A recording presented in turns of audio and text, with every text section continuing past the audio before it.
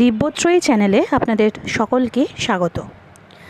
অচিন্ত্য কুমার সেনগুপ্ত লেখা পরম পুরুষ শ্রী শ্রী রামকৃষ্ণ থেকে পাঠ। আজ পর্ব 13। স্থাপকায় চ ধর্মস্য সর্বধর্মস্বরূপিণে অবতার বরিষ্ঠায় রামকৃষ্ণায় তে নমঃ। গদাধরের সমস্ত শরীরে ভীষণ জ্বালা, প্রায় 6 মাস ধরে ভুগছে। নানান ধরনের কবিরাজি তৈল এনে দিলে হৃদয়, গায়ে মাথায় মাখিয়ে দিলে কিছুতেই কিছু হলো না। পঞ্চবটিতে বসে ধ্যান করছে গদাধর। হঠাৎ তার শরীর থেকে কে একজন বেরিয়ে এলো। ঘুটঘুটে কালো, চোখ দুটো লাল, ভয় পাওয়াবার মতো চেহারা, নেশাখোরের মতো টলে টলে পড়ছে। আরও একজন বেরিয়ে এলো পিছু পিছু, পরনে গেরুয়া, হাতে ত্রিশূল, প্রশান্ত মূর্তি। সেই ঘোর দর্শন কদাকারকে সে আক্রমণ করলে, নিপাত করলে। পাপ পুরুষ ভস্ম হয়ে গেল। মথুরের কাছে রানী শুনলেন সব কাণ্ড কারখানা। ঠিক করলেন একদিন গদাধরকে দেখে আসবেন নিজের চোখে, তাই এসেছেন। গঙ্গায় স্নান করে ঢুকেছেন মন্দিরে। মার মূর্তির কাছে বসেছেন শান্ত হয়ে। গদাধরের গান বড় ভালো লাগে, তাই বললেন একটা গান ধরো। গান ধরল গদাধর। রানী ধ্যানে চোখ বুঝলেন। হঠাৎ বলা কওয়া নেই, গদাধর রানীর গায়ে এক চর বসিয়ে দিল। ধমকে উঠল, এখানেও ওই চিন্তা? রানী হকচকিয়ে উঠলেন। এস্টেট নিয়ে একটা কঠিন মামলা চলছে, তারই কথা ভাবছিলেন ধ্যানে বসে। কিন্তু তাই বলে সামান্য একজন মন্দিরের পুরোহিত তার গায়ে হাত তুলবে নাকি? মন্দিরের খাজাঞ্চি গোমস্তারা উৎসুক হয়ে উঠল। এবার নির্ঘাত বরখাস্ত হবেন বাছাধন। হৃদয় ছুটে এলো মামার কাছে, ভীতকণ্ঠে বললে, এ তুমি কি করছো? গদাধরের মুখে নির্মল প্রশান্তি। আমি তার কি জানি? মা বললেন এখানে এসেও বিষয় সম্পত্তি ভাবছে। একগা বসিয়ে দিয়ে পিঠের ওপর, তাই বসিয়ে দিলাম। মার কথা অমান্য করি কি করে? মথুরবাবুকে ডেকে পাঠালেন রাসমণি। বললেন ঠিকই করেছে গদাধর, ওর হাত দিয়ে মা আমাকে শাসন করেছেন। সত্যি? হ্যাঁ, আর সেই আঘাতে হৃদয় আলো করে দিয়েছেন। ভক্তিভাবের 5টি প্রদীপ, শান্ত, দাস্য, সখ্য, বাৎসল্য আর মধুর, পঞ্চভাবেই সাধনা করছে গদাধর। শান্ত হচ্ছে ঐকাত্য জ্ঞান, নির্গুণ সাধন, সত্য, নির্লিপ্ত, ব্রহ্ম নিষ্পন্ন হয়ে বসে থাকো। আরগুলো গুণাত্মক, রাগ রঞ্জিত। দাস্য হচ্ছে শ্রীরামচন্দ্রের প্রতি হনুমানের ভাব, সখ্য হচ্ছে বাসুদেবের প্রতি অর্জুনের, বাৎসল্য হচ্ছে গোপালের প্রতি যশোদার, আর মধুর হচ্ছে শ্রীকৃষ্ণের প্রতি গোপিনীর। যার যেমন ভাব সে তেমনই দেখে। তমগুণী ভক্ত নিজে মাংস খায়, তাই ভাবে মাও পাঁঠা খাবে, তাই বলিদান করে। রজগুণীর বিস্তারে বিলাসে বিশ্বাস, তাই সে নানান ব্যঞ্জনে ভোগ সাজায়। সত্যগুণীর জাঁক নেই, জৌলুস নেই, তার পুজো লোকে জানতেও পারে না।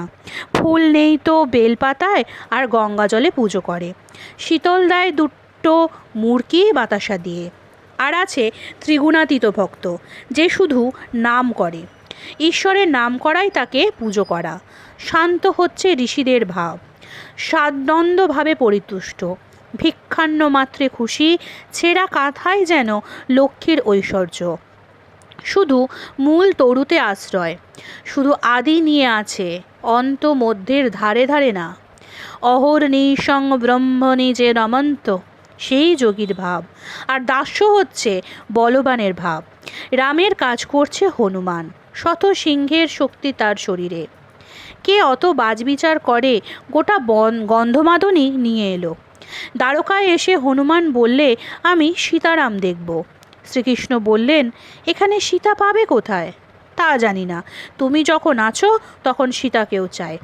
শ্রীকৃষ্ণ তখন রুক্মিণীকে বললেন তুমি সীতা হয়ে বসো, তা না হলে হনুমানের কাছে রক্ষে নেই। সীতার পাতাল প্রবেশের সময় এমন অবস্থা, রামকেই প্রায় মারতে যায়। হনুমান দেহসুখ কিছুই চায় না, শুধু ঈশ্বরকে চায়। স্ফটিক স্তম্ভ থেকে ব্রহ্মাস্ত্র নিয়ে পালাচ্ছে। মন্দোদরী অনেক রকম ফল দেখিয়ে লোভ দেখাতে লাগলো। ভাবলে ফলের লোভে যদি অস্ত্রটা ফেলে দেয়। কিন্তু হনুমান কি ভোলবার ছেলে? বললে, আমার শ্রীরামে কল্পতরু, আমার কি ফলের অভাব? লঙ্কা জয়ের পরে অযোধ্যায় ফিরছেন রাম সীতা। কত মিলন উৎসব, কত আনন্দ কোলাহল। পরিত্যক্তের মধ্যে এক কোণে পড়ে আছেন কইকেয়ী। কই কই আমার কইকেয়ী মা কই? হনুমান এসে তাকে সংবর্ধনা করলে। ভাগ্যিস তুমি রামকে পাঠিয়েছিলে, বনের মানুষ হয়ে তাই মনের মানুষকে পেলাম। ঈশ্বর আনন্দে মগ্ন হলে ভক্তের আর হিসেব থাকে না। একজন এসে হনুমানকে জিজ্ঞাসা করলে, আজ কোন তিথি? হনুমান বললে, কে তোমার বার তিথির খোঁজ রাখে? রাম ছাড়া আর কিছু জানি না। আর সখ্যভাব কেমন জানো? এই এসো ভাই এসো, কাছে এসে বসো। অনেক দূর থেকে এলে বুঝি? বসো, পাখার হাওয়া করি। হাত মুখ ধোও, খাও পেট ভরে, গল্প করো। বাৎসল্যভাবে যশোদা ননি হাতে করে বেড়াতেন কখন গোপাল খেতে চাইবে। বলতেন, আমি না দেখলে গোপালকে দেখবে কে? তার অসুখ করবে। উদ্ধব বললে, মা, তোমার কৃষ্ণ সাক্ষাৎ ভগবান, তিনি জগৎ চিন্তামণি। যশোদা বললেন, ওরে, তোদের চিন্তামণিকে চিনি না, আমার গোপাল কেমন আছে তাই বল। কার কি জানি না, আমার গোপাল। আর মধুর ভাব শ্রীমতীর ভাব, গোপিনীর ভাব। মেঘ কি ময়ূরকণ্ঠ দেখেছেন আর কৃষ্ণময় হয়ে যাচ্ছেন?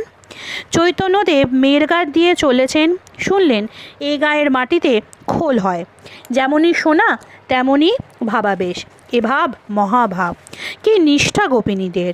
মথুরায় দাঁড়িকে অনেক কাকতি মিনতি করে তো সভায় ঢুকলো, কিন্তু কৃষ্ণ কোথায়? দাড়ি নিয়ে গেল কৃষ্ণের কাছে।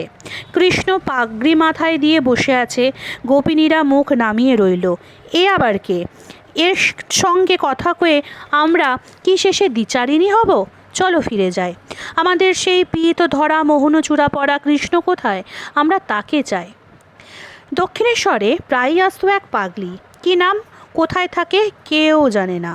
এসে ঠাকুরকে শুধু গান শোনাবে, বাধা দিলে বড় জ্বালাতন করে। ভক্তেরা তাই ত্রস্ত থাকে সব সময়। একদিন কাছে এসে কান্না শুরু করলো। সে কি কান্না? ঠাকুর জিজ্ঞাসা করলেন, কাঁদছিস কেন? পাগলি বললে, মাথা ধরেছে। ওই অজুহাতে কাজটিতে বসে রইল। আর একদিন ঠাকুর খেতে বসেছেন, কোত্থেকে হঠাৎ পাগলি এসে হাজির। বললে, দয়া করলেন না, মনে ঠেললেন কেন? ঠাকুর জিজ্ঞাসা করলেন, তোর কি ভাব? পাগলি বললে, মধুর ভাব। ওরে, আমার যে সন্তান ভাব, আমার যে সব মেয়েরা মা হয়, তা আমি জানি না, সে খবরে আমার কাজ নেই। গিরিশ ঘোষ শুনেছিলেন ঠাকুরের মুখে, বললেন, পাগলি ধন্য, কৃতার্থ জন্ম। পাগলই হোক আর মারই খাক ভক্তদের হাতে, সর্বক্ষণ তো আপনাকেই চিন্তা করছে। আপনাকে চিন্তা করে আমিই বা কী ছিলাম আর কি হলাম। গদাধরের এখন দাস্য ভাব, হনুমানের ভাব, রঘুবীরের সেবক মহাবীর। অহং তো যাবে না সহজে, তাই বলি, থাক, দাস আমি হয়েই থাক। তুমি প্রভু, আমি দাস। তুমি সেব্য, আমি সেবক। তুমি রাজাধিরাজ, আমি অকিঞ্চন। হনুমানের ধ্যানে ডুবে গিয়ে হনুমানের মতোই হয়ে গেল গদাধর। পরনের কাপড়টা কোমরে বেঁধেছে আর পিছনের দিকে লেজ দিয়েছে ঝুলিয়ে। হাঁটে না, লাফিয়ে লাফিয়ে চলে। বেশিরভাগ সময়ই গাছে উঠে বসে থাকে, খোসা না ছাড়িয়ে না কেটে আস্ত আস্ত ফল খায় আর আওয়াজ করে, রঘুবীর রঘুবীর। হনুমানের সাধনায় মেরুদণ্ডের প্রান্তভাগটা 1 ইঞ্চি বেড়ে গিয়েছিল গদাধরের। সে ভাব চলে যাওয়ার পর আবার স্বাভাবিক হয়ে যায়। পঞ্চবটিতে শূন্য মনে চুপচাপ বসে আছে গদাধর। হঠাৎ জায়গাটা আলো হয়ে গেল। চেয়ে দেখল এক অপূর্ব সুন্দরী নারী সামনে দাঁড়িয়ে আছে। মুখে অপরূপ লাবণ্য, বেদনা, করুণা, ক্ষমা ও ধৃতির স্নিগ্ধতা। কে তুমি? উত্তর দিক হতে গদাধরের দিকে এগিয়ে আসছে দক্ষিণে, চোখে সেই প্রসন্ন দাক্ষিণ্য। কে তুমি? সহসা কোত্থেকে এক হনুমান উপ করে লাফিয়ে পড়ল সেখানে। চিনতে আর দেরি হলো না, রামময় জীবিতা সীতা দেবী এসেছেন। মা মা বলে পায়ে লুটিয়ে পড়তে যাচ্ছে গদাধর। অমনি সেই মূর্তি তার দেহের মধ্যে ঢুকে পড়ল। গদাধর লুটিয়ে পড়ল মাটিতে। পঞ্চবটির কাছেই হাঁসপুকুর। সে পুকুর ঝালাতে গিয়ে বাড়তি মাটি ফেলা হয়েছে এই পঞ্চবটির গর্ভে। ফলে আমলকি গাছটা আর রইল না, মারা পড়ল। ওরে হৃদে, আমার বসবার জায়গার একটা বন্দোবস্ত কর। গদাধর নিজেই অশ্বত্থের চারা লাগালো। হৃদয় নিয়ে এলো বট, অশোক, বেল আর আমলকি। তুলসী আর অপরাজিতার চারা পুঁতে জায়গাটা ঘিরে দিলে। কদিনেই ঘন ঝোপ হয়ে উঠল। ভিতরে ধ্যানে বসলে কেউ দেখতে পায় না বাইরে থেকে। ওরে হৃদে, ছাগলে গরুতে ঝোপঝাড় সব খেয়ে ফেললে যে। নতুন লাগানো গাছের চারাতেও দাঁত বসিয়েছে। ওরে কাঠ বাঁশ দিয়ে শক্ত করে বেড়া লাগা। কাঠ বাঁশ কই? হৃদয় ফাঁপড়ে পড়ল। দড়ি পেরেক কই? কোথা থেকে কি হয়ে গেল কেউ টের পেল না। প্রবল জোয়ারের জলে গঙ্গার এপারে ঠিক মন্দিরের ঘাটের সামনে এক বোঝা কাঠ বাঁশ আর দড়ি পেরেক ভেসে এসেছে। যে ঠিক রাজার বেটা সে মাসোয়ারা পায়। তবে যদি মুখে রাম নাম বলতে বলতে হাত দিয়ে ফের কাপড় সামলাস তাহলে হবে না। জানিস নে গল্পটা? চারদিকে অন্ধকার করে মুষলধারে বৃষ্টি হচ্ছে। বুড়ি গয়লানির নদী পার হয়ে দুধ জোগাতে যেতে হয়। সেদিন দুর্যোগে পারাপারের নৌকা পেল না। রাম নামের কথা মনে পড়ল। ভাবলে রাম নামে ভবসমুদ্র পার হয়, আর আমি এই ছোট্ট নদীটা পার হতে পারবো না? নিশ্চয় পারবো।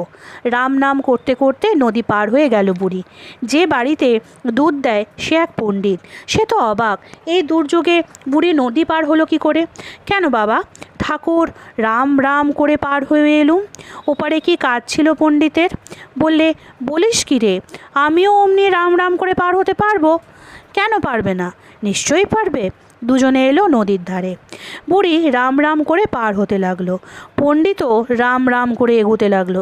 কিন্তু জলে নেমেই কাপড় গুটিয়ে নিলে। বুড়ি বললে, ঠাকুর রাম রামও করবে আবার কাপড়ও সামলাবে, তা হবে না। পণ্ডিত পড়ে রইল পিছনে। দিব্যি পার হয়ে গেল বুড়ি। যদি ধরবি তো এমনই আঁকড়ে ধরবি। বিশ্বাস চাই, সরল বিশ্বাস, অন্ধবিশ্বাস। হাজরা টিপ্পনি কাটল, অন্ধবিশ্বাস? নিশ্চয়ই, বিশ্বাসের তো সবটাই অন্ধ। বিশ্বাসের আবার চোখ কি, ছিদ্র কি? হয় বলো বিশ্বাস, নয় বলো জ্ঞান। জ্ঞান দুরাহ, বিশ্বাস সোজা। মার কাছে কেঁদে কেঁদে বলো, মা আমাকে ভক্তি দে, বিশ্বাস দে। আজকের পর্ব এখানেই শেষ হলো।